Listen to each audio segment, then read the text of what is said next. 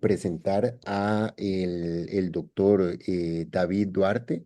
David, además de un amigo ya de hace muchísimo, muchísimo tiempo y ser una persona, un ser humano extraordinario, David fungió por muchísimos años como ex secretario o como secretario letrado de la Procuraduría General de la Nación ante la Corte Suprema de Justicia Nacional en la Argentina. Él es doctor en Derecho con una especialidad en Derecho del Trabajo, Seguridad Social y Derechos Humanos. Tiene un diploma de estudios avanzados del doctorado de Economía Industrial y Relaciones Laborales de la Universidad de Castilla-La Mancha, en España. Es especialista en justicia constitucional y derechos humanos con orientación constitucional por la Universidad de Bolonia, Italia, y ha sido profesor en diversas universidades. Ha sido profesor, por supuesto, en la Universidad de Buenos Aires, en la especialización y maestría de Derecho del Trabajo, profesor en la especialización en Derecho del Trabajo de la Universidad de Corrientes, profesor en la especialización en Derecho del Trabajo de la Universidad Nacional del Rosario, en la especialización del Derecho del Trabajo de la Universidad de La Plata, profesor en la Universidad José Paz. Profesor invitado en la Universidad de San Carlos en Guatemala, profesor invitado en la Maestría de Derechos Humanos de la Universidad Nacional de Honduras, y lo tuvimos también acá de profesor invitado en la Universidad de Costa Rica dando un curso extraordinario sobre daños en el trabajo, en el mundo del trabajo, desde la perspectiva de los derechos humanos hace algunos años. De hecho, creo que hoy comparten acá con nosotros algunos de los estudiantes pues de aquel curso. Em, Así que, sin más, agradeciendo como siempre a David la amabilidad, ¿verdad? La deferencia y la generosidad de sacar un rato desinteresadamente para ayudarnos a entender estas realidades. Le damos una bienvenida y te dejamos en el uso de la palabra, David. Adelante. Gracias, Mauricio, por la presentación. Agradezco tus palabras. Y bueno, como bien lo decías, el tema de la violencia se ha instalado. Ya hoy entendemos que es una práctica política. Eh, Creo que está dentro de ese listado de recomendaciones que hacía Goebbels en el nazismo de generar enemigos, ¿no? Y obviamente poner las cosas como ellos o nosotros, ¿no? Y creo que eso no contribuye a la paz social ni menos la paz en el mundo. Creo que el tema de la centralidad de la persona, la centralidad del ser humano en estos tiempos de inteligencia artificial y de megas empresas tecnológicas, el rescate del ser humano o la persona humana como centralidad de las normas y de las políticas públicas es, creo yo, lo esencial y lo primordial. Este convenio 190 y su recomendación 206, ha formado parte precisamente de un proceso que se inició allá en 1998, eh, cuando en el seno de la Organización Internacional del Trabajo se introduce un informe sobre violencia en el trabajo. Un primer informe que hacen los expertos, y a partir de ese primer informe se empieza a trabajar con la idea de hacer un convenio. Llevó muchos años, cada país, creo que son 193, 196 países, que cada país hizo un informe de la situación de violencia en el trabajo, y que la recopilación de esos informes, luego se han hecho trabajos sistematizados, se presenta un primer proyecto de convenio en el año 2018. En esa reunión el año 2018, se hace el primer proyecto de convenio y recomendación. Se hicieron más de 200 observaciones y observaciones que quedaron pendientes para el año 2019. Quien era director en ese momento de la OIT estaba con sumo entusiasmo para que en la declaración del centenario se promulgara este convenio 190 de acabar con la violencia y el acoso en el mundo del trabajo, incluida la violencia de género, y a su vez incorporar en los convenios de derechos fundamentales también lo que el lunes estuvimos hablando, que son los convenios 155 y 187, referido a salud, higiene del trabajo, y el 187 sobre seguridad, higiene y prevención de accidentes y salud en el trabajo.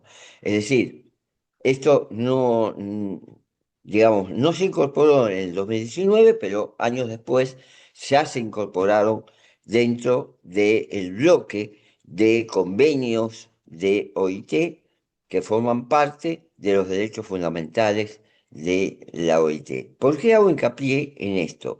Porque esos 10 convenios de derechos fundamentales forman parte del convenio 190 y su recomendación 206. Eh, Dicho esto, eh, lo segundo que quiero destacar es la importancia de los tratados internacionales de derechos humanos, que son la base para la instrumentación de este convenio 190.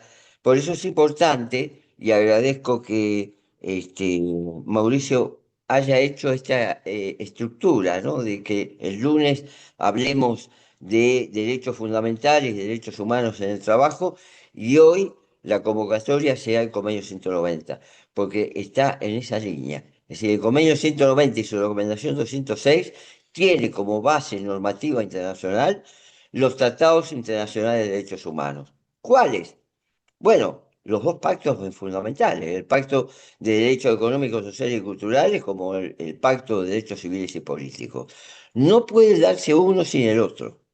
Durante años, los profesores de Derecho Internacional Público decían que esos convenios de derechos civiles y políticos eran primordiales, que en todo caso los de derechos económicos, sociales y culturales hay que esperar según que la economía pudiera dar respuestas a ellos. Sin embargo, eh, después de un proceso largo de entendimiento a nivel internacional, se entendió que uno no puede desarrollarse sin el otro. No podemos desarrollar los derechos civiles y políticos si no tenemos desarrollados los derechos económicos, sociales y culturales. Esta es la idea de la internacionalidad. Yo sé, y no soy ingenuo, que muchas veces son utilizados como argumento de autoridad, ¿no? Lo dice la OEA, lo dice la ONU, pero sabemos que no tienen facultades coercitivas, que es muy difícil hacer cumplir esos tratados internacionales en cada una de las naciones. Lo que queda en cada una de las naciones es la sociedad civil para hacer cumplir esa normativa y los compromisos que han asumido los estados, en la medida que sean convenientes para el pueblo, obviamente. Por lo tanto, son instrumentos que nos pueden servir de argumento fuerte, de idea fuerza, para sostener nuestras posturas dentro de la sociedad civil en cada uno de nuestros países. Cuando digo sociedad civil no estoy hablando de ONG, estoy hablando de la sociedad civil toda, empezando por los sindicatos y aquellas entidades que apoyan los movimientos sociales para lograr cambios en la política, en esa orientación que nos da esas normas internacionales de derechos humanos. Dicho esto, voy a compartir pantalla, tratando de ordenar un poco esta presentación y ver algunos detalles, digamos, del convenio, como para preguntar o para responder a la pregunta, ¿y para qué sirve? ¿Para qué le sirve el convenio 190 y su recomendación 206? Que ahora vamos a ver que por primera vez advierto que una recomendación dice concretamente que debe leerse de manera complementaria, ¿no?, al convenio 190. Es como si fuera la recomendación, una norma reglamentaria del convenio 190. Por lo tanto, hay que leerlo de manera conjunta y complementaria el convenio 190 y su recomendación. Esto lo dice expresamente la recomendación, eh, porque amplía el convenio 190. Fueron sancionados ambos y ambos hay que leerse de esa manera. Uno puede decir, bueno, cuando uno ratifica el convenio, no ratifica una recomendación, según la constitución de OIT. Sí, pero como forma parte de las reflexiones e interpretaciones de la comisión de expertos de los convenios y recomendaciones, pero que además ha sido incorporado en la asamblea toda y ha sido votado conjuntamente el convenio con la recomendación, por eso hay que leerla de manera conjunta. Esto es para la interpretación del convenio 190. Dicho esto, espero que se haya cambiado la placa. Si se cambió, seguimos. Dice violencia y acoso, ¿no? Incluido por razones de género. Esto es lo importante. No es solamente esto, porque ese primer documento del año 98 en materia de violencia fue promovido por sectores de mujeres. Es decir, en realidad, originariamente fue planteado como uno de los grandes problemas que había y que se denunciaba ya en el año 98, el problema de la violencia de género. En ese documento, que después obviamente se hizo más amplio, pero que ahora cuando dice incluido en razones de género es porque uno podría decir violencia y acoso y ya se sabe que eso incluye lo de género. Sin embargo, se le ha dado una parte para destacar algo que estaba invisibilizado, algo que había que ponerlo sobre la mesa y visibilizarlo, o sea, que sea visto. Y ahora vamos directamente a una cuestión esencial sobre esto de la visibilización. Primero decimos, entonces, violencia y acoso incluye razones de género como algo fundamental. Y traemos a este psiquiatra francés, Christopher Rejour, con su libro La banalización de la injusticia social, que en Argentina fue editado por la editorial Topía, que es una editorial del mundo del psicoanálisis, pero que rescata este psiquiatra su paso por el Ministerio de Trabajo de Francia sobre los grandes problemas y padecimientos. Y fíjense ustedes que él, cuando dice la banalización de la injusticia social, lo dice como consecuencia de los graves problemas que generaba en la salud los cambios que se producen por la flexibilidad y desregulación de la década de los 80 en Europa, generando, obviamente, lo dije el lunes, problemas en la organización y dirección de las empresas. Es decir, buscar trabajadores flexibles, con horarios rotativos, con horarios flexibles también, bancos de horas, todos los problemas de salud y trastornos de la salud que genera esta situación de trabajo en exceso, de trabajar 24 horas y descansar 48, ¿no?, alterando el ritmo circadiano y afectando la salud, empezando por el estrés, primer problema, y segundo problema, el burnout o desgaste profesional. Es una forma de violencia laboral, los modos de organización de la empresa. Y aquí destacamos lo que dice este psiquiatra: el padecimiento no suscita un movimiento de solidaridad y de protesta a menos que se establezca una asociación entre la percepción del padecimiento y el hecho de una injusticia. Es decir, visibilizar la situación de padecimiento es difícil cuando se trata de razones que tienen que ver con la humillación, el maltrato, el acoso, la discriminación, porque suele hacerse a la oscuridad, entre cuatro paredes, sin testigos, sin saber qué ha pasado en una situación determinada, pero que en esa relación jerárquica, ¿no? Quien está en poder de dominación ejerce ese poder de manera desmedida, de manera violenta, y obviamente ese padecimiento muchas veces queda en silencio. Queda en silencio por vergüenza, por temor a la divulgación, por la creencia de la pérdida de credibilidad. Y claro, esta situación de vulnerabilidad, que en algunas categorías conceptuales son personas vulnerables. Tenemos personas vulnerables y personas en situación de vulnerabilidad. Cualquiera de los dos conceptos que están en el artículo 6 del convenio y 6 de la recomendación, es interesante bucear en el concepto de vulnerabilidad, pero que la percepción de padecimiento es lo importante en este aspecto.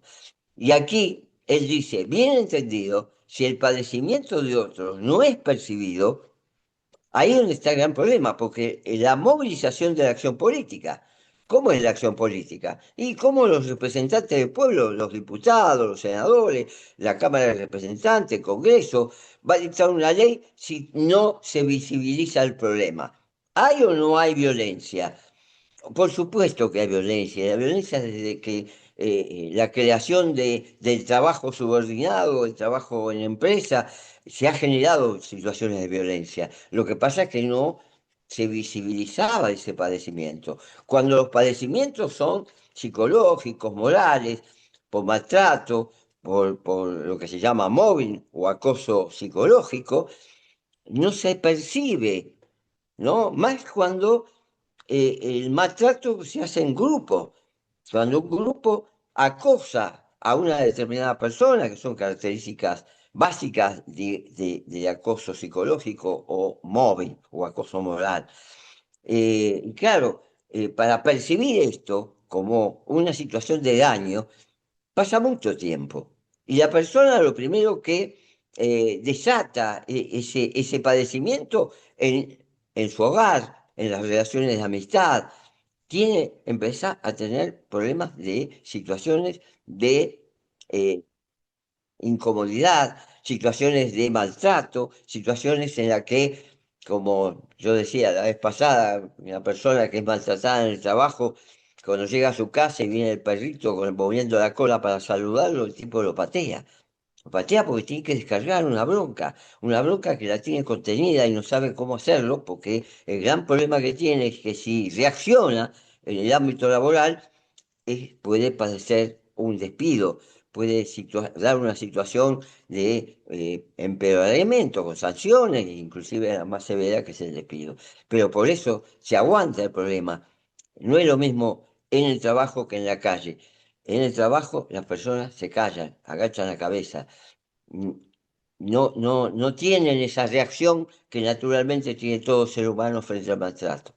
Y esto hace que la persona guarde internamente esto. Uno de los grandes problemas del estrés tiene que ver con ese padecimiento. Los grandes problemas del burnout, como estrés ya crónico, tiene que ver con esto. Pero más allá de esto, hay un camino previo, ¿no? Donde esa reacción de la persona en los lugares de afecto, en la familia, con su esposa, con sus hijos, con sus familiares, esas reacciones violentas terminan muchas veces, si la persona advierte y se da cuenta, en el diván de un psicólogo, donde empieza a indagar cuál es el gran problema que tiene esa persona. Cuando se descubre que es el ámbito laboral, es muy tarde, ya es muy tarde, porque la situación ya ha sido dañada a esa persona. Y se daña en un lugar que no es como cortarse las manos, que si uno tiene una cicatriz y tiene la marca.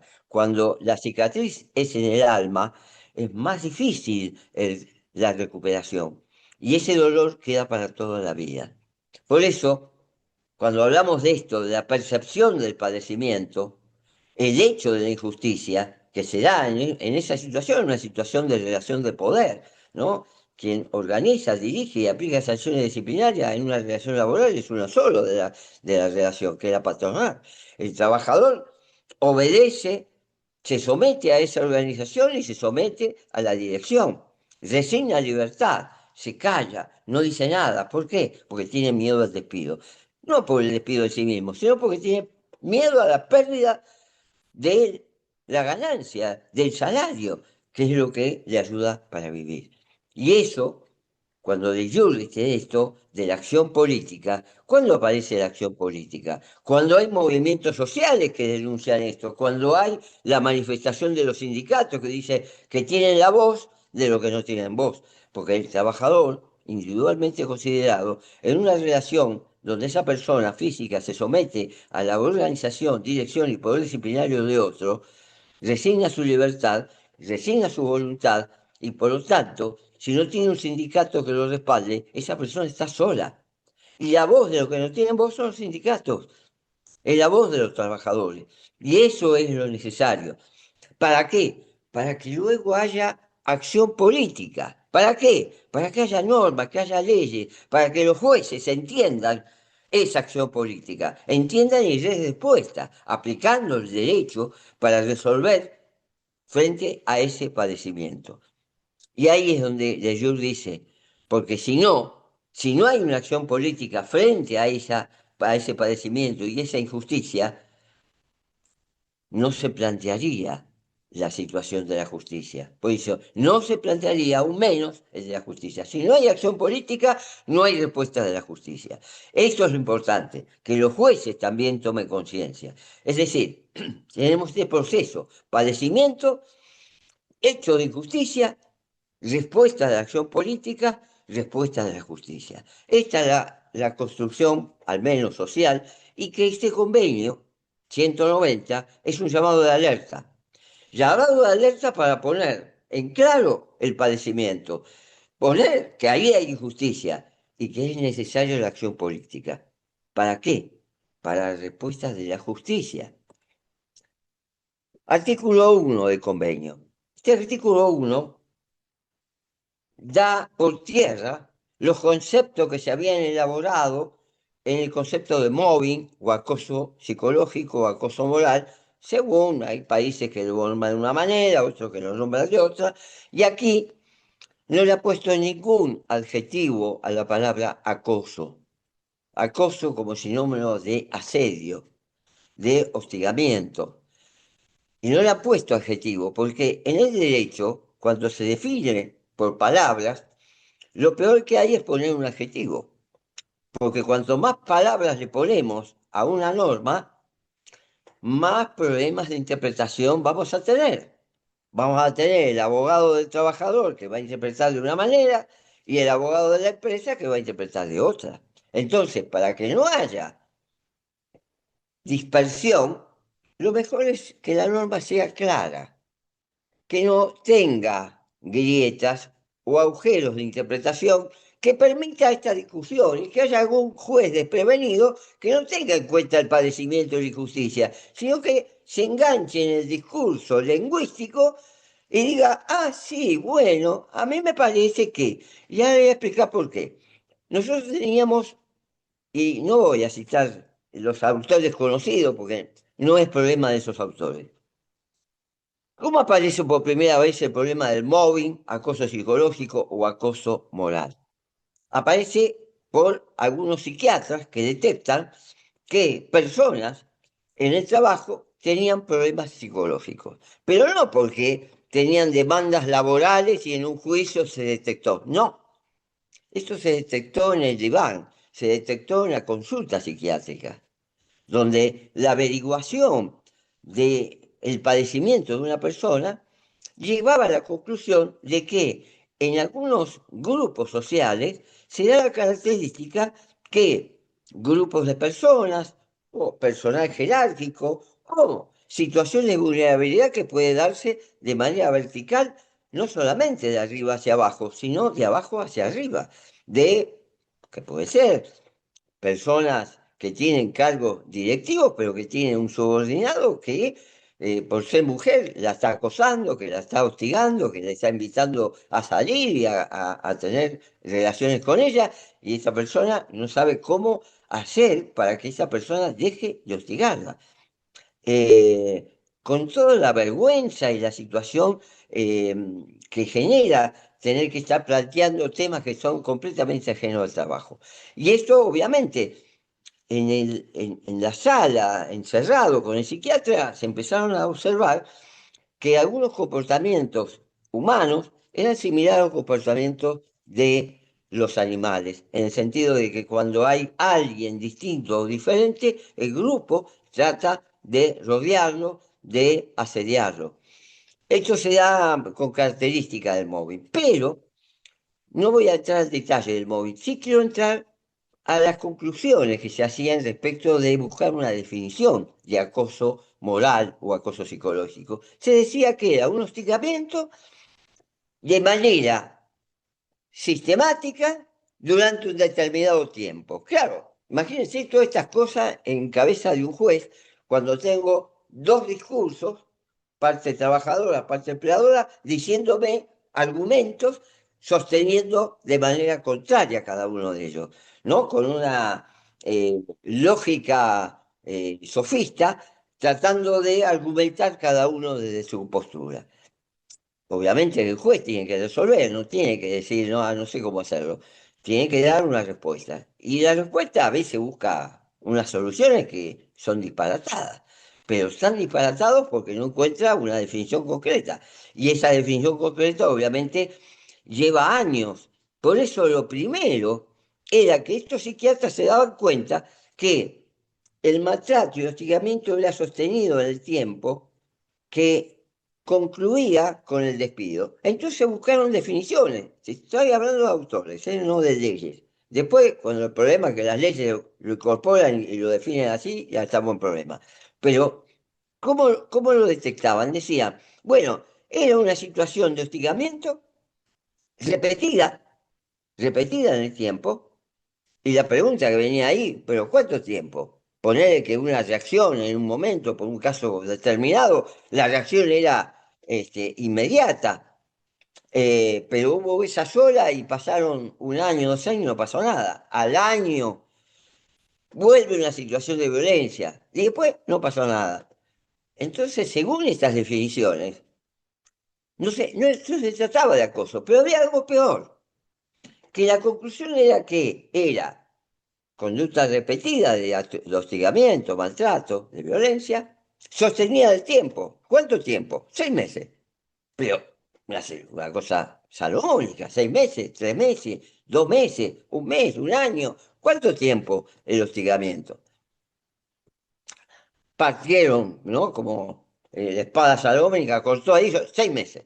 Bien, pero ¿tiene finalidad o no tiene finalidad? ¿Hay subjetividad por parte del acosador o no hay subjetividad? ¿Es un modo operando de la empresa o es una conducta de un empleado de la empresa, empleado jerárquico de la empresa? Y ahí venía el otro tema, que tenía por finalidad lograr el despido. Pero no, ¿qué tiene que ver el despido? Pero sin embargo, los resultados que tenían estos psiquiatras era que las personas terminaban yéndose de la empresa por voluntad propia, porque no aguantaban más el maltrato.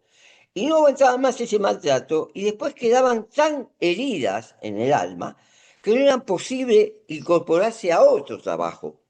Por eso, si se lograba esto, se lograba lo que los psiquiatras habían detectado, ¿no? Conducta repetida, lograda durante un tiempo sostenido, con la finalidad de lograr la expulsión del mercado de trabajo de esas personas. Claro, si yo le pongo todo esto como una definición legal, el juez lo primero que va a decir, primero, ¿es conducta repetida? No, lo hizo a principio de año, ahora lo hizo a mitad de año y a fin de año se espera que lo va a volver a hacer. Bueno, pues entonces no es tan repetido, porque tiene que ser durante 6 meses esa conducta repetida. Y como acá eso durante un año no encuadra. Vamos a suponer que encuadre y le quedaba la otra. No, para lograr que la persona no vuelva a ingresar al mercado de trabajo. Eso es lo más imposible. Imposible. Y aquí es donde viene el gran problema de debate, de discusión. Y el problema, si yo quiero acabar con la violencia y el acoso, la definición del artículo 1 es precisamente concertarlo, ¿sí? Dejarlo ahí, chiquito, y que sea algo simple. Designa un conjunto de comportamientos y prácticas inaceptables.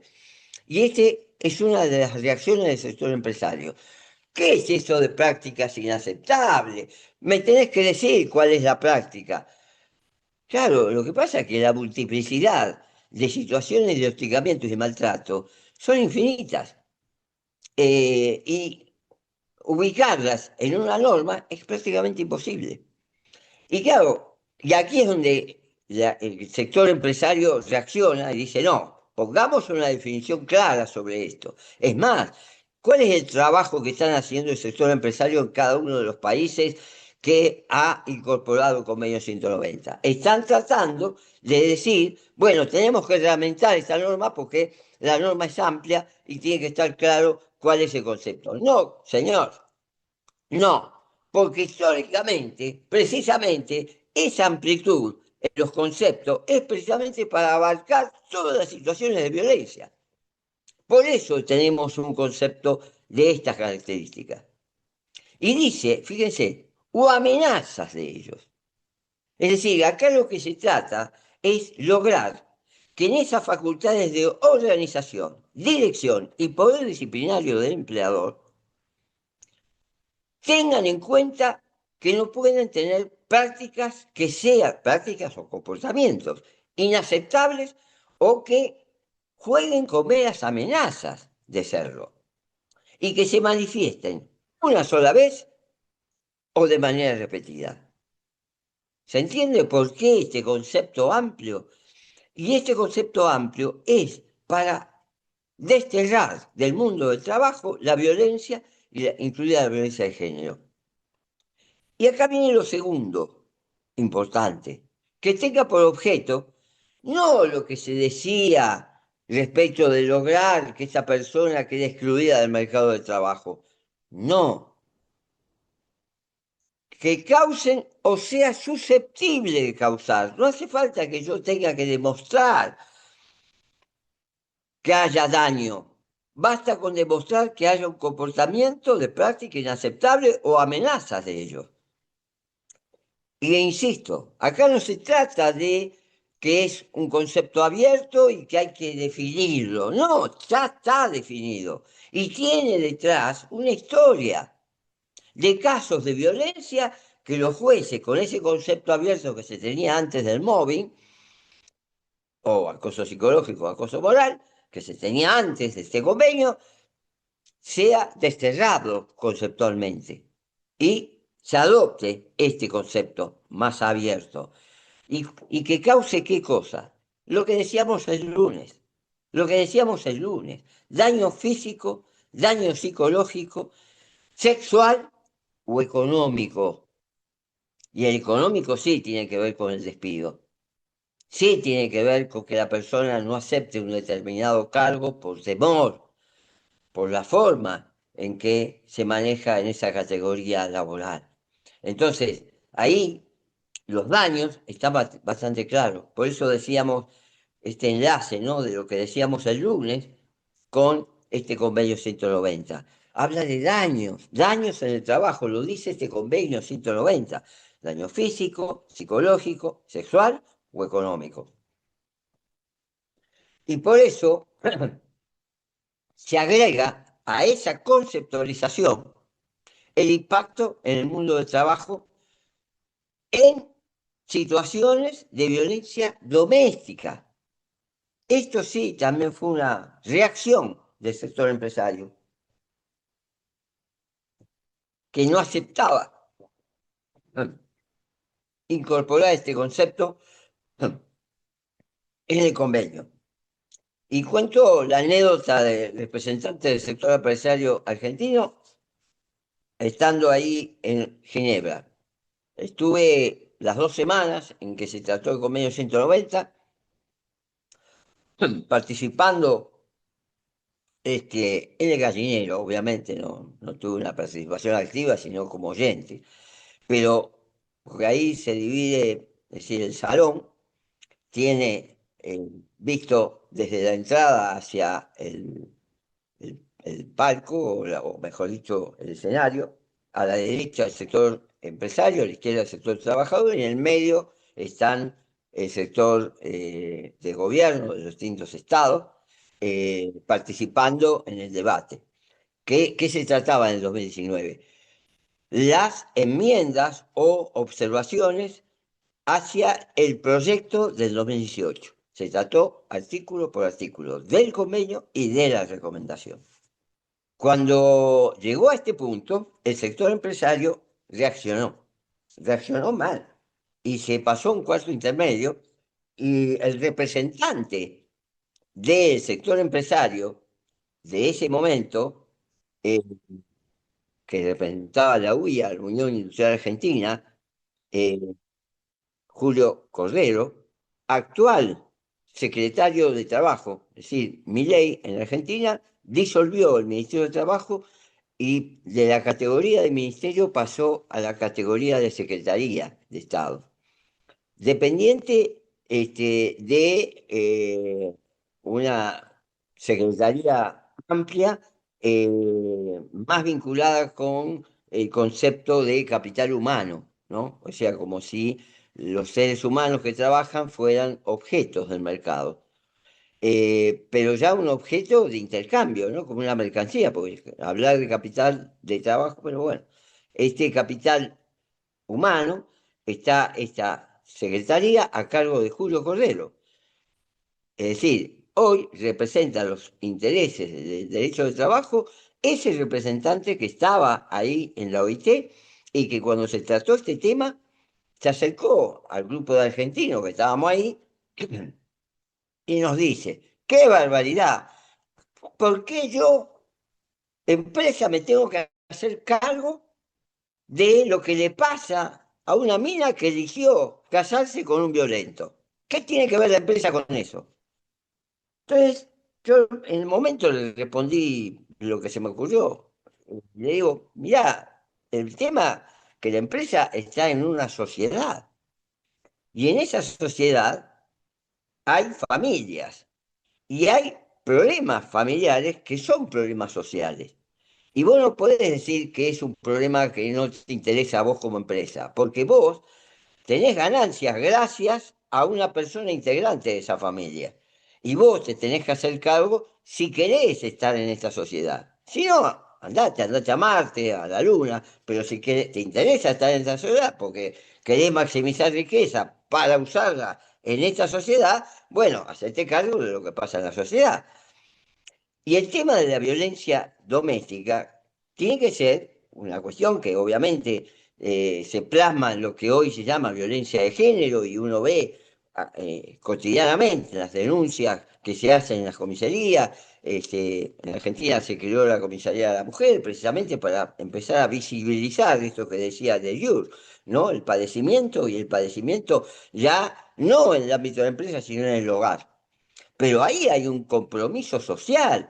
No puede ser que uno mire para otro lado cuando está sucediendo una situación de violencia doméstica. Ahí está comprometida la sociedad. Y por lo tanto, la respuesta tiene que ser social. Y la empresa forma parte de esa comunidad. No puede estar a espalda de lo que está pasando en la casa de un trabajador. Y esto, ¿no? Cuando la violencia doméstica se traslada en maltrato, sea psicológico, de hostigamiento o maltrato físico, y que la mujer necesita tener un tiempo para hacer la denuncia penal, para ir a una fiscalía, para tener posibilidades de recuperarse en un hospital, esas son licencias que necesita. Es decir, necesita que esas licencias y que esas licencias sean pagas. Es decir, frente a esta situación, obviamente que la problemática, uno podría decir, bueno, pues puertas adentro.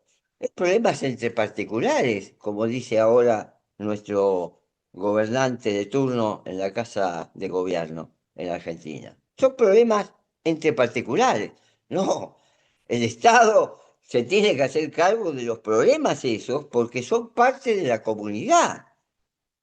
Y cuando hablamos de interés general, hablamos de bien común, hablamos de la cosa pública, estamos refiriéndonos también a las personas, principalmente a las personas. Y obviamente que la violencia doméstica forma parte de los problemas sociales.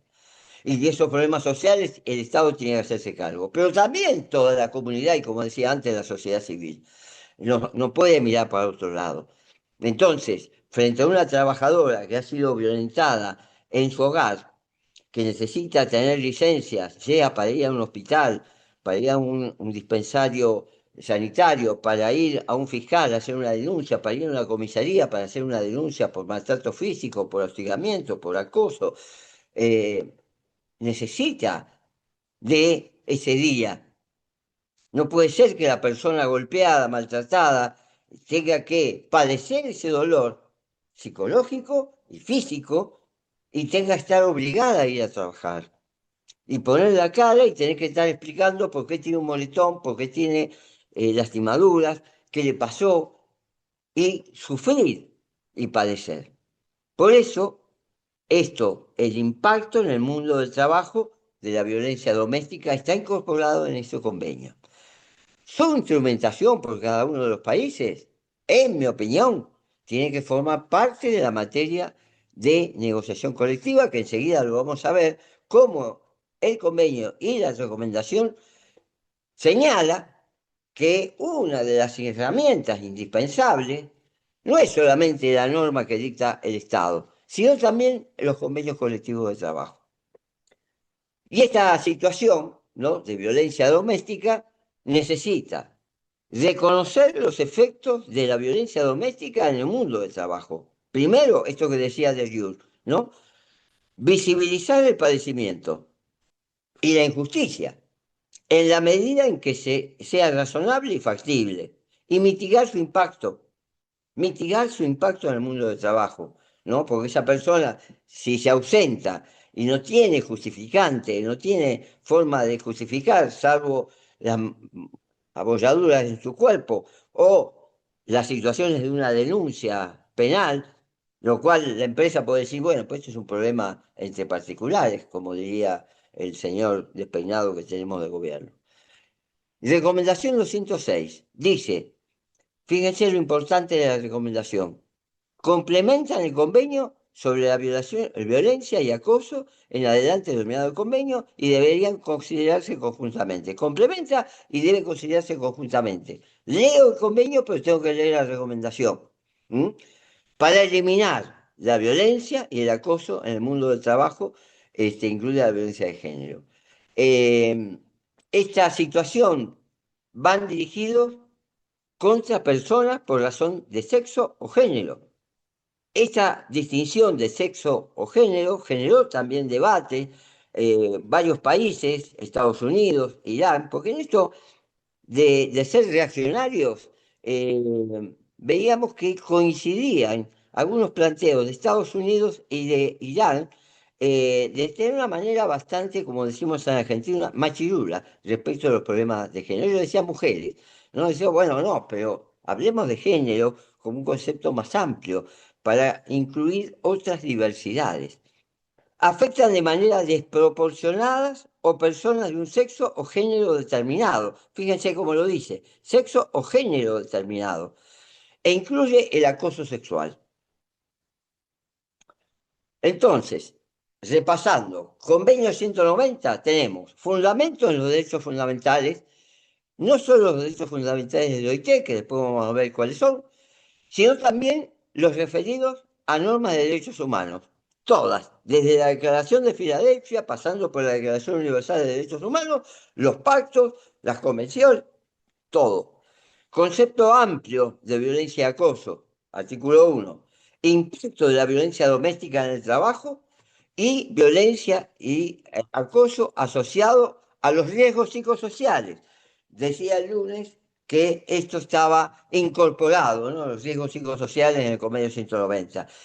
Y Acá el convenio lo que hace es asociar la violencia y el acoso, incluida la violencia de género, a los riesgos psicosociales, en una conceptualización de riesgos psicosociales. Daño a la salud psicofísica y dignidad. Por primera vez en un convenio se introduce la palabra dignidad, que ya venía en los tratados internacionales de derechos humanos. ¿Por qué es importante la palabra dignidad? Porque la palabra dignidad tiene que ver con la persona que es autónoma.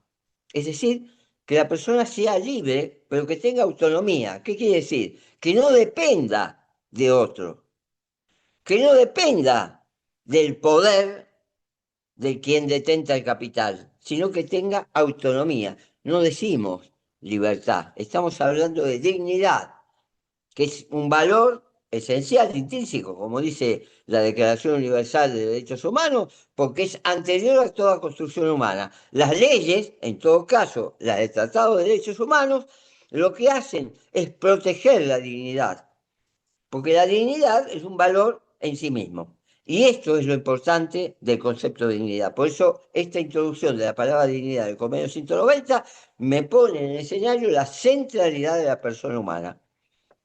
Medidas preventivas. Es importante, lo decíamos el lunes respecto de daños. Las medidas preventivas son anteriores para que no exista ese daño. Decíamos que las cicatrices del alma, las heridas del alma, no cicatrizan en corto tiempo.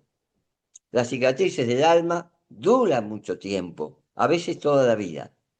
Necesitan de tratamiento psiquiátrico o tratamiento psicológico, depende de la estructura de personalidad de cada uno.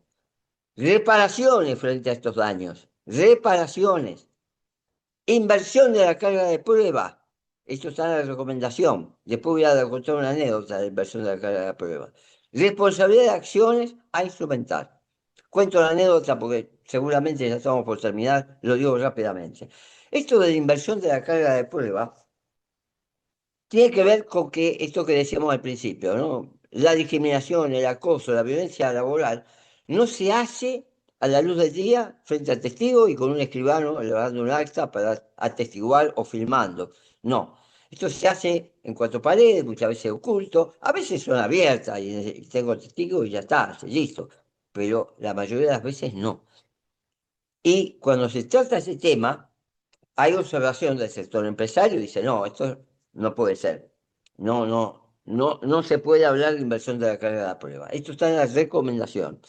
Y claro, cuando se trata este tema, artículo 10 de la recomendación 206, el sector empresario se opone y plantea que debe analizarse por la comisión de expertos.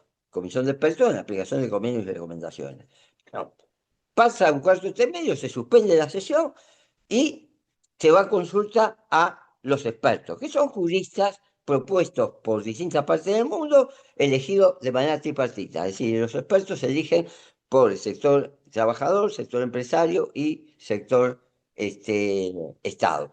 Los tres proponen a un jurista destacado del país, lo propone cuando le toca el turno a ese país y lo propone a la OIT.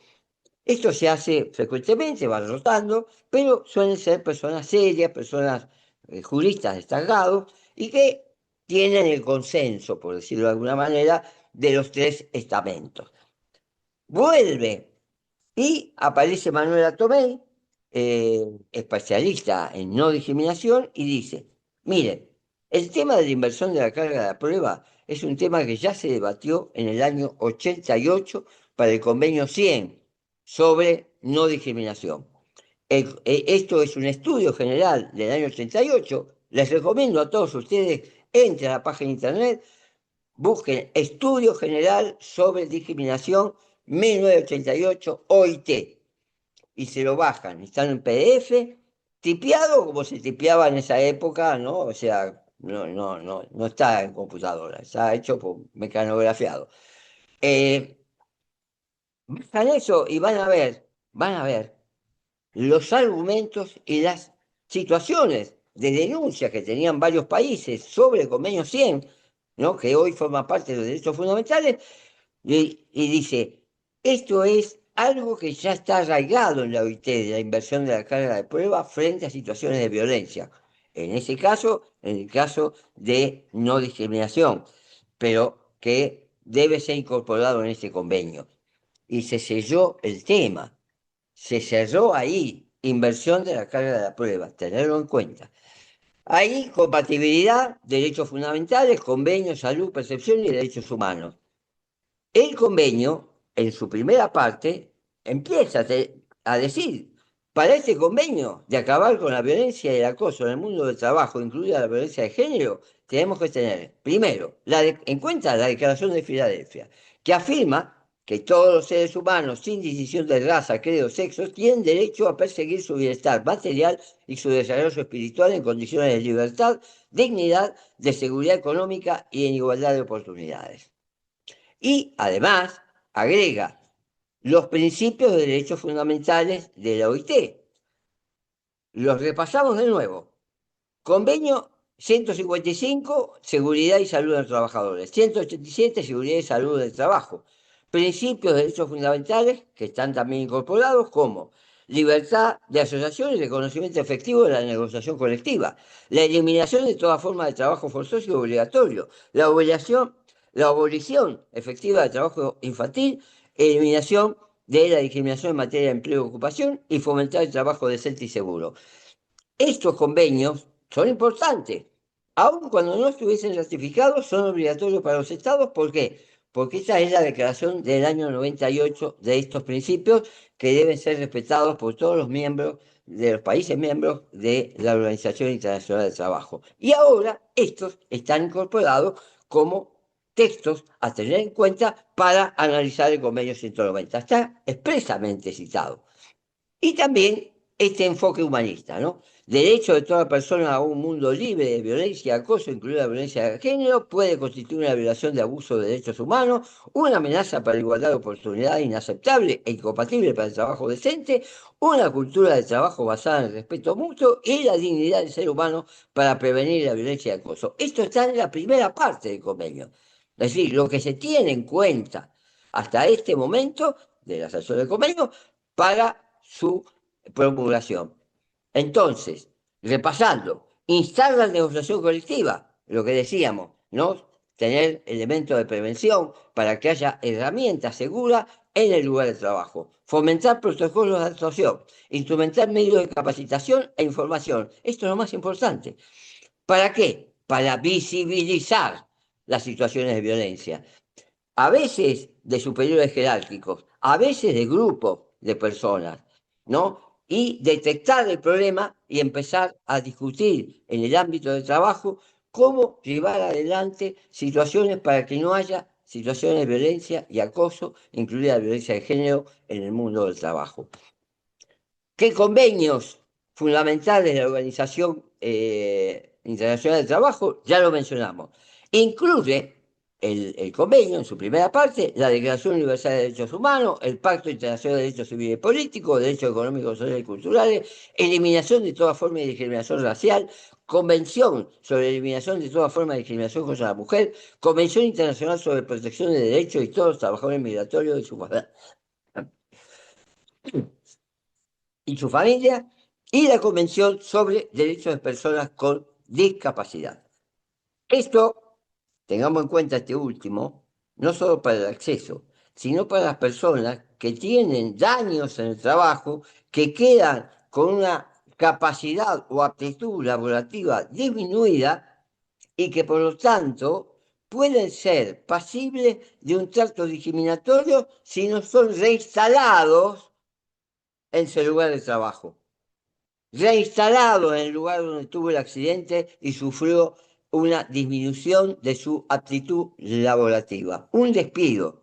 Posterior a una situación de esta puede haber una discriminación por razones de salud. Continúo, Declaración de Filadelfia, ya lo mencionamos. Derecho a toda persona a un mundo de trabajo libre de violencia y acoso, incluido la violencia y acoso por género, puede constituir una violación o un abuso de derechos humanos. Fíjense por qué citábamos las normas anteriores de derechos fundamentales. una amenaza para la igualdad de oportunidades y son inaceptables e incompatibles con el trabajo decente.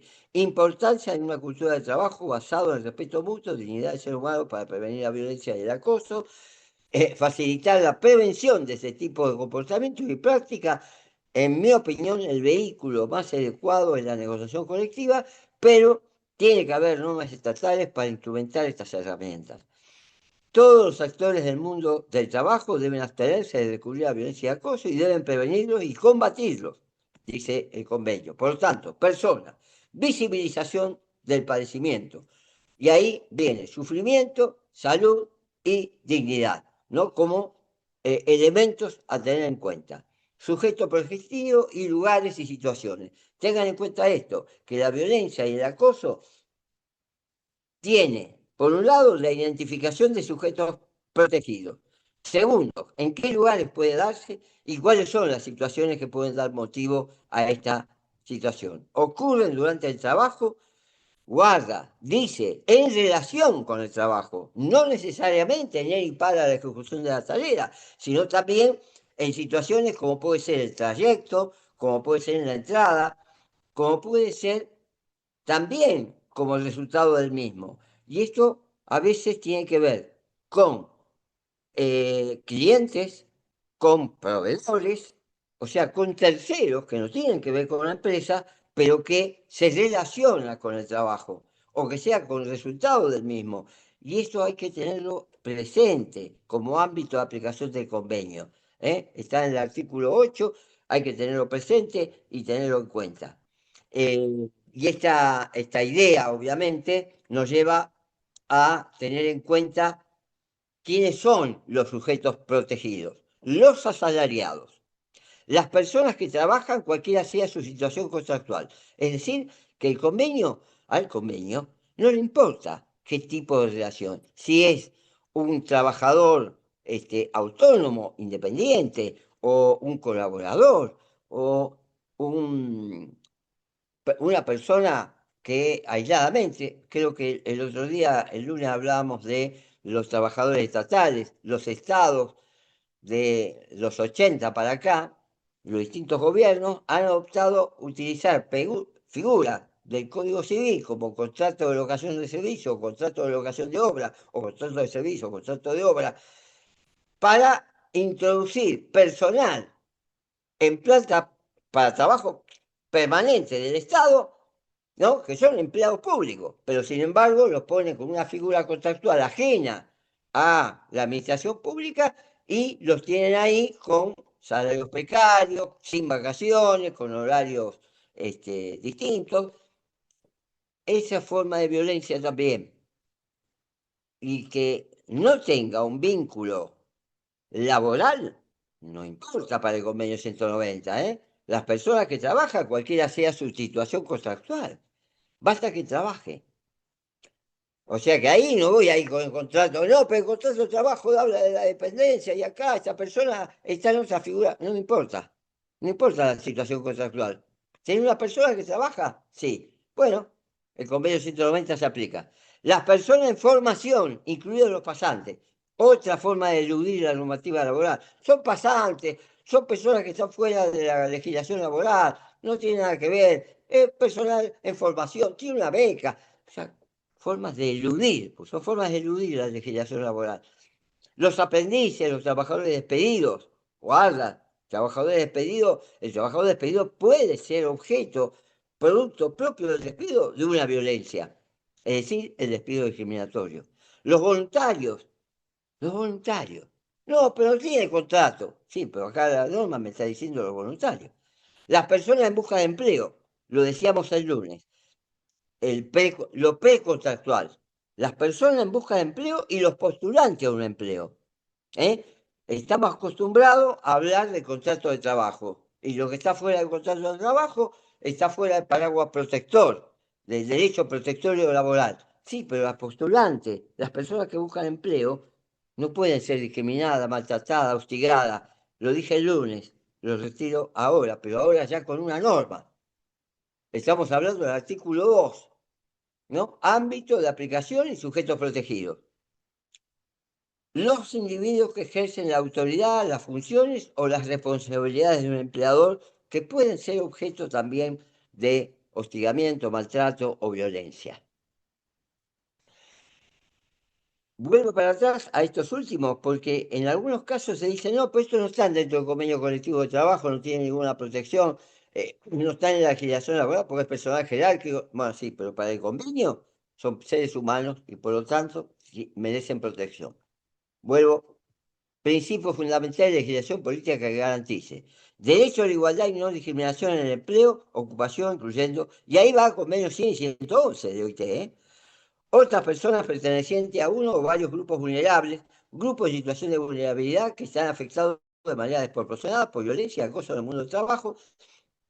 Tenemos un- un- una, a ver si lo tengo acá seguido, grupos vulnerables, sí, de la recomendación. Hay que leer conjuntamente la recomendación. Grupos vulnerables debería interpretarse de conformidad con las normas internacionales de trabajo e instrumentos internacionales sobre derechos humanos aplicables. Digo esto, que hay que leerlo conjuntamente, por lo siguiente. Este artículo tuvo un... también se pasó a cuarto intermedio y el sector empresario se resistía, pero más que nada de Estados Unidos, Irán y Rusia. En los tres países, y después algunos más, pero los tres más importantes fueron estos. Y uno podría decir, bueno, pero son países que tienen pensamientos y religiones distintas. Mayoría protestante, mayoría católico ortodoxo y islam. Es decir, uno dice, bueno, pero ¿y qué les pasa a estos tipos? Bueno, primero, son los que defendían el concepto mujer. Primer tema. Segundo tema, el proyecto original tenía un listado de personas entendidas como personas en situación de vulnerabilidad, es decir, otras opciones sexuales o la comunidad LGTBIQ+. Y un listado, una enumeración importante de esta comunidad. Y estos tres países se resistieron, pero no saben cómo. Es más, yo creo que ahí mi sensación era que no se firmaba el convenio. Y Francia propone una solución, cambiar la redacción, eliminar la lista, lo cual incluye la eliminación de la comunidad LGTBIQ+, porque ¿qué planteaban estos tres países? Lo que planteaban era que este no era un convenio donde se tratara la cuestión del género y las opciones sexuales. No era un convenio destinado a ese tema y por lo tanto no podía formar parte de este instrumento. Entonces Francia dice, no, pero no podemos desconocer que estas son personas en situación de vulnerabilidad. Y a mí me llamó la atención que ahí apareció un representante, el vocero del sector empresario, porque ahí habla uno nada más, del sector empresario habla uno, del sector sindical habla uno, no hablan todos los sindicatos de todos los países, solamente el sector elige un representante y es el único que habla. Del sector empresario eligieron a un señor que venía de Sudáfrica y era el que estaba más preocupado para que quedara el listado. Porque él planteaba los problemas que había en Sudáfrica respecto de la comunidad LGTBIQ+. Eh, lo cual a mí me llamó la atención, pero claro, era la problemática de Sudáfrica, que es la problemática de muchos países. La cuestión es que Francia, para lograr una conciliación, trata de introducir un concepto amplio. Dijo, bueno, está bien, no vamos a decir quiénes, pero vamos a hablar de uno o varios grupos vulnerables, grupos en situación de vulnerabilidad, porque si quedábamos como grupos vulnerables, ya le estábamos asignando una especie de capitis diminutio por el solo hecho de pertenecer a un grupo.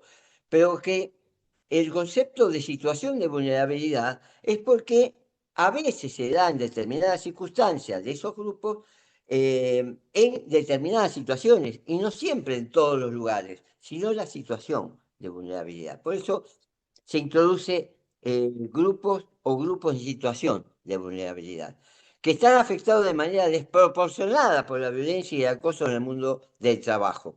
Y que es un concepto que aceptaron estos países y por eso se votó favorablemente.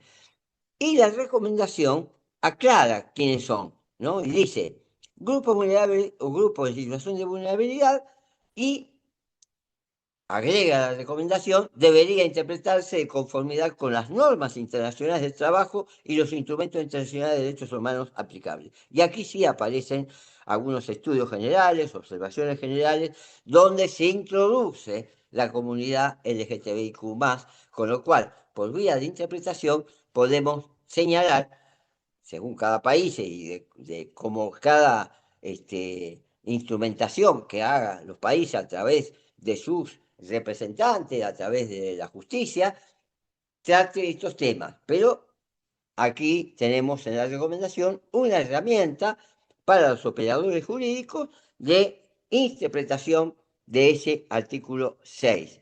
Yo tengo mucho más para decir, pero me parece que me estoy pasando del tiempo, así que lo vamos a dejar acá. Total, el convenio está ahí y tienen tiempo para su lectura, pero creo que presenté los temas que a mí me parece que son más relevantes, ¿no? Y hago hincapié nuevamente en lo mismo. Visibilización, el primer paso. Segundo paso es la acción social, la acción política y el tercer paso, la justicia. Por eso, este convenio viene a echar luz a un espacio de oscuridad social y que necesita ser iluminada para que vayamos a esa acción política. Bien, lo dejamos aquí. Excelente, David. Bueno, vamos a aprovechar estos minutos que nos quedan para cualquier pregunta que ustedes deseen hacerle. Sería pues el momento oportuno. Por favor, abran el micrófono. Tratemos de ser lo más concisos posibles para meter la mayor cantidad de preguntas correspondientes. Tengo a Isabela por ahí. Ay, pero apaguen todos porque si no sé. Ahora ya. Buenos días a los presentes, al profe y al expositor, señor David, muchas gracias, le agradezco.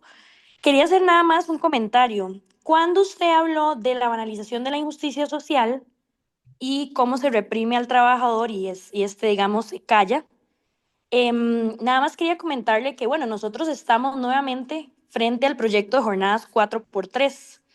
Entonces, a mí me pareció muy oportuno su comentario porque este texto se modificó nuevamente a que no fuese voluntad del trabajador elegir esta jornada. Pero si fuese voluntad del trabajador, sigue siendo lo mismo. ¿Cómo el trabajador se va a reprimir ante su patrono o empleador y esta relación de poder? ¿Cómo el trabajador va a decir, sí, bueno, ¿qué me queda prácticamente? Y es la importancia de ese control político que ejercen en la Asamblea Legislativa y también los activistas que están en la calle, y como usted decía que a través de esta política se exige la justicia y se evidencian estas problemáticas de relaciones subordinadas que están repletas de poder. Y esto asociado a lo que usted habló también tiene una mirada de género, porque las jornadas 4x3, por supuesto que representan un reto para las mujeres. Y de otro comentario que quería hacerle es, realmente este convenio es como un marco más general, porque la aplicación de ¿qué tan efectiva es realmente? Porque yo he visto casos de la vida real donde es tan complicado la aplicación por patronos que realmente no consideran que esto sea una problemática. Por ejemplo, el de la violencia doméstica. Qué difícil es para una mujer o una persona que está viviendo violencia doméstica ir a exponer frente a su patrono, que no necesariamente sea una persona comprensiva, todo lo que vive en su hogar. Es como exponer ese ámbito de intimidad. Eso sería, gracias. Sí, Gracias, Isabela. gracias Nada más, por recomendar. David, nada más Sí, para aclararte por si no lo conoces, pero es muy similar. Lo que se intenta en este proyecto es comprimir las 48 horas semanales en jornadas ordinarias sin tiempo extra en 4 días de jornadas de 12 horas. Esa es la idea, lo que genera problemas de conciliación y demás. Adelante, David, perdón. sí, respondiendo a esta cuestión. em, Primero y principal, esto que decíamos el lunes, ¿no? Persona física que se inserta en una organización empresaria ajena, de quien organiza, dirige y tiene sanciones disciplinarias. Ahí se da estos dos factores que decíamos, citando a Supiot, donde la persona humana resigna libertad, se somete voluntariamente a la organización, dirección del otro, por lo tanto, ¿a cambio de qué? A cambio de una extorsión. Por eso, el orden público laboral, cuando interviene con las 8 horas, es para asegurar la salud y la integridad psicofísica del trabajador. El problema de la jornada de trabajo no está ligado al intercambio económico, está ligado a la salud. Por eso, la limitación del tiempo de trabajo es fundamental para la protección de la salud. Y una forma de organización empresarial de esto, vamos a los riesgos psicosociales. Lo decíamos el otro día, investiguen sobre riesgos psicosociales y van a ver que una de las violencias que se da como riesgo psicosocial es la organización del trabajo. Y esto de hacer trabajar 12 horas a una persona, aunque tenga más descanso después, la persona está fatigada y la fatiga genera problemas de accidentes laborales por trastornos, ¿no? Pero hay una cosa fundamental que decía recién la compañera, que es, que en mi opinión no me parece interesante, tener en cuenta que para la instrumentación de este convenio, nosotros tenemos que hacer el anclaje, primero en el contrato de trabajo, segundo, la normativa laboral, tercero, la constitución política de la República de Costa Rica, cuarto, los convenios internacionales de derechos humanos, quinto, los convenios de OIT. Se entiende que yo hago el anclaje en el contrato de trabajo, por eso tengo que traer todas estas normas. ¿Están vigentes? Sí. ¿Cómo ingresan? Son normas que ingresan directamente. Por lo tanto, es el bloque, nos llama bloque de constitucionalidad, así lo mencionamos. Todas juntas, tenerlo en cuenta. Y me olvidé de agregar a esto que dice la compañera la opinión consultiva 31 en materia de cuidados. Tengan en cuenta la opinión consultiva 31 en materia de cuidados relacionado íntimamente con el convenio 190. Es decir, las tareas de cuidado y obviamente poner el acento en el tema de género en las tareas de cuidado. Y esto, obviamente, estas 12 horas, ¿qué hacemos con el cuidado? ¿No? El derecho al cuidado, de cuidarse, cuidar y tener posibilidad de ser cuidado. ¿M? Por eso esas tres manifestaciones del derecho al cuidado, opinión consultiva 31 de la Corte Interamericana de Derechos Humanos. Tenganla en cuenta para este convenio 190. Gracias. Antes de darle a Valerie la palabra, una cosa que es interesante, que es un artículo del Código de Trabajo que yo comprendí hasta que estuve en Argentina.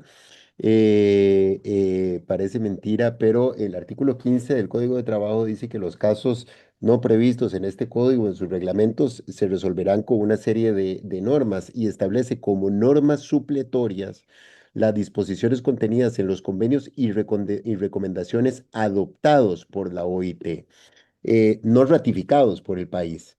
Obviamente, si están ratificados por el país, son leyes y tienen aplicación directa, pero esta norma da aplicación directa a todos los convenios y recomendaciones adoptados por la OIT, es decir, los convenios adoptados y no ratificados por Costa Rica. Así que es una refuerza, digamos, la aplicación de la recomendación en este caso. Valerie, perdón por hacerte esperar, adelante.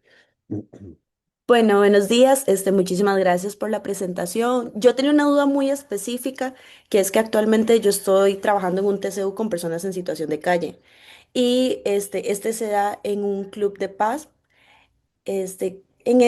Técnicamente las personas que trabajan ahí para poder tener derecho a dormir en los cuartos que ellos ofrecen, tienen que trabajar aproximadamente 12 horas todos los días de forma no remunerada, completamente gratuita, y se considera voluntariado. Sin embargo, no es tan voluntario porque si usted no trabaja o no obedece de forma como si fuera un soldado al pie de la letra, lo que ellos dicen, pues lo echan y usted se queda sin lugar para dormir y sin comida.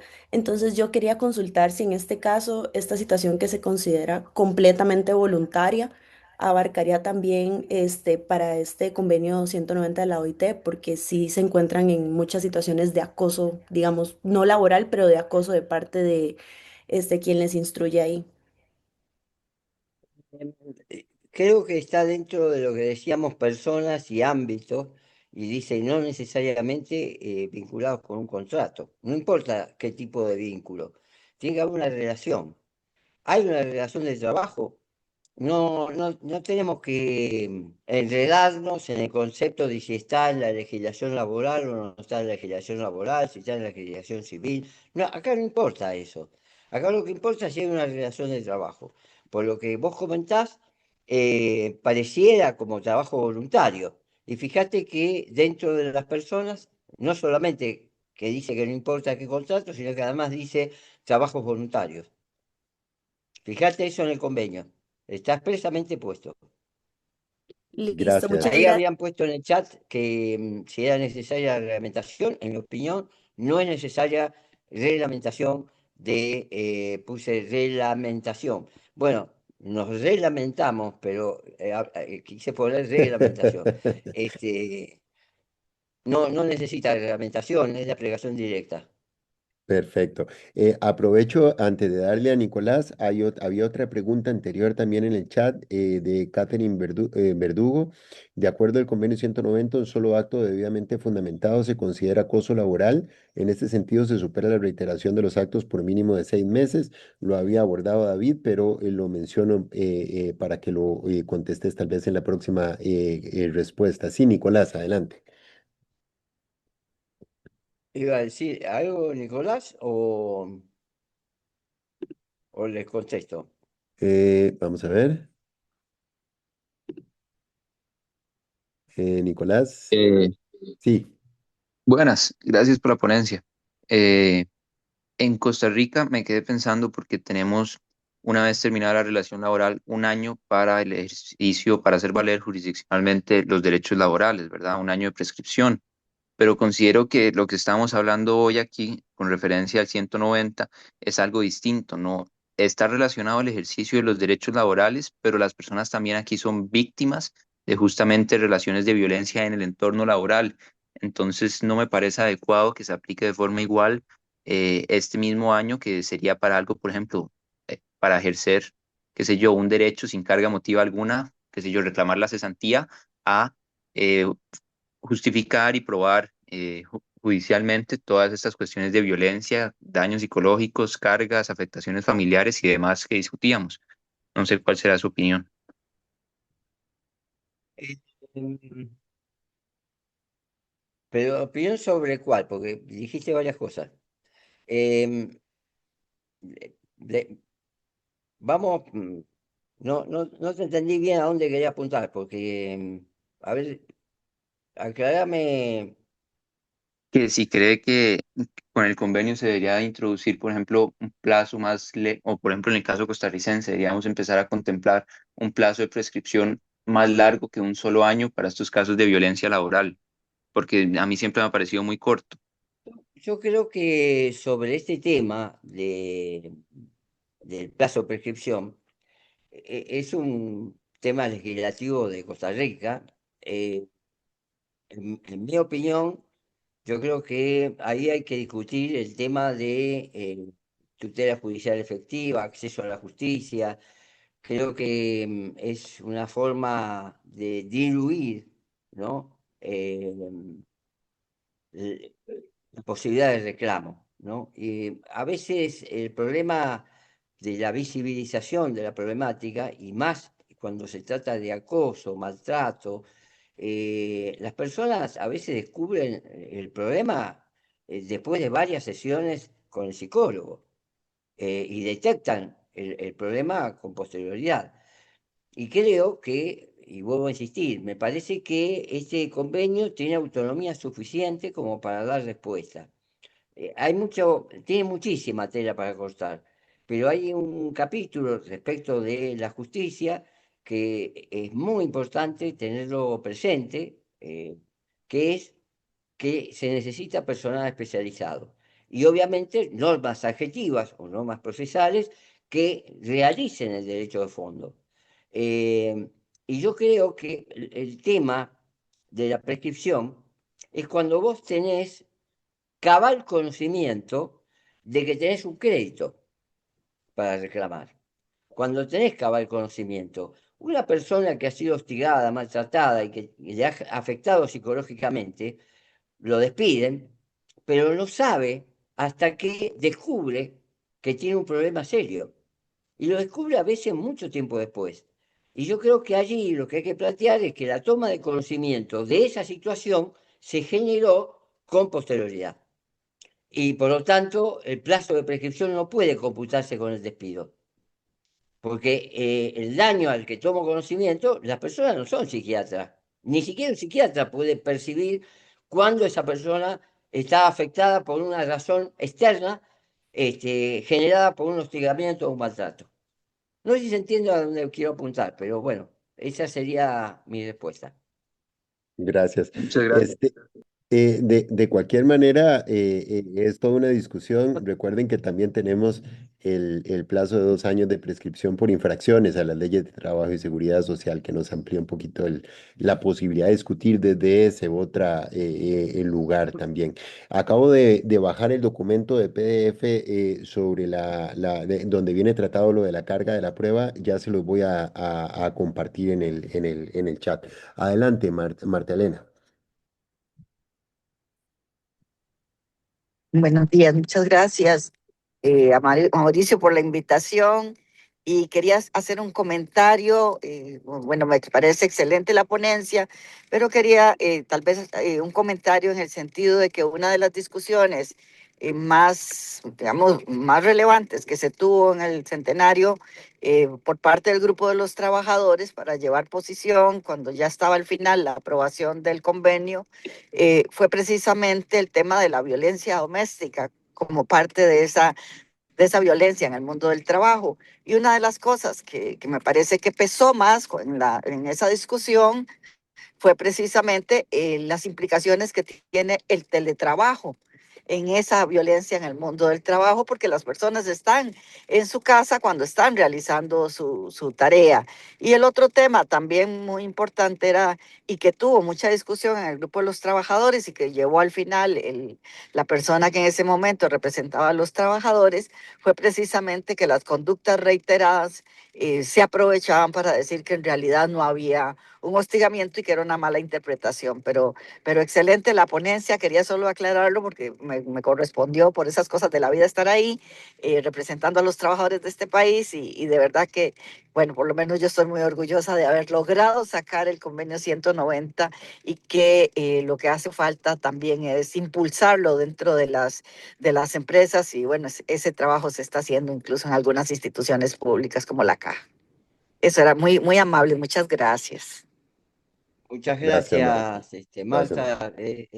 Sí, realmente la labor fue muy ardua y me acuerdo el festejo de que más de los países africanos, pero el festejo al cierre fue tremendo de un grupo de trabajadoras de casas particulares, llamadas trabajadoras domésticas, ¿no? Que son quizás el lugar de mayor maltrato y hostigamiento. Gracias, gracias, Marta. Gracias, David. Tengo recordar el comentario de Catherine sobre, me parece que ella seguro no estaba cuando abordaste el tema, tal vez lo puedo reiterar. Ella mencionaba de si se rompía la necesidad de reiteración por 6 meses para que se configurara como violencia. Y veo acá un comentario también de ella que voy a leer. En Costa Rica, la persona que denuncia acoso, violencia laboral, enfrenta con frecuencia una ruta institucional extensa y revictimizante. Debe relatar reiteradamente los hechos, aportar pruebas, gestionar la boleta de accidente laboral ante su patrono, acudir al Instituto Nacional de Seguros y pasar por distintas valoraciones médicas y psicosociales. En algunos casos, incluso después de ese desgaste emocional, puede encontrarse con que la atención especializada se condiciona a que una autoridad judicial determine previamente su condición de víctima. A ello se suman los costos de la defensa legal, la medicación cuando corresponde y el impacto personal de sostener un proceso prolongado. Mientras tanto, las personas señaladas como presuntas responsables o victimarias pueden continuar ejerciendo sus funciones sin una intervención equivalente. El sistema debe avanzar hacia un modelo integral que, sin vulnerar el debido proceso, proteja a quien denuncia y contemple también intervenir a esa persona agresora que se siente empoderada. David, no sé si este es más un comentario, no sé si la pregunta que había hecho y este comentario. Adelante. Sí, el convenio prevé estas cosas, la protección de la víctima, evitar la revictimización y a su vez proteger también a los testigos. Además, darle la libertad al trabajador si quiere tener un tiempo en el cual no esté obligado a concurrir al trabajo y además, ¿no?, tener posibilidades de acceso a la justicia y que la justicia tenga personal especializado. Sobre esto hay una aclaración que quiero hacer. Personal especializado no quiere decir tribunal especializado en violencia, no, sino que los juzgados de trabajo tienen que tener personal que esté especializado en su tema, porque es un tema que requiere de mucho estudio. Es un tema que requiere de estudio de tratados internacionales de derechos humanos, de los convenios de OIT y de este convenio, pero con una tarea minuciosa, una tarea profunda, y por lo tanto tiene que ser personal especializado, no personas improvisadas, ni tampoco expertos en derecho del trabajo, que bienvenido sea, pero se tiene que poner a estudiar. ¿No? Quiero decir, aclaro esto porque en Argentina se habló de crear un fuero especial para esto y eso me parece inadecuado. Esto es transversal. Todos los fueros, civil, comercial, laboral, penal, tiene que tener personal especializado en temas de violencia, en temas de discriminación y en temas de violencia de género.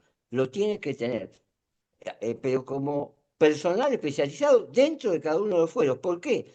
Porque es transversal, interseccional, abarca todas las situaciones. Bueno, nada. Perfecto. Bueno, no tengo más preguntas. No sé si alguien más desea algún comentario o una pregunta para ir cerrando. ¿Estamos? Bueno, antes de ir finalizando, les comento que David ha hecho referencia a una conversación que tuvimos el día lunes también en el curso que quedó grabado, más sobre los daños en el mundo del trabajo. Esa conferencia también quedó grabada.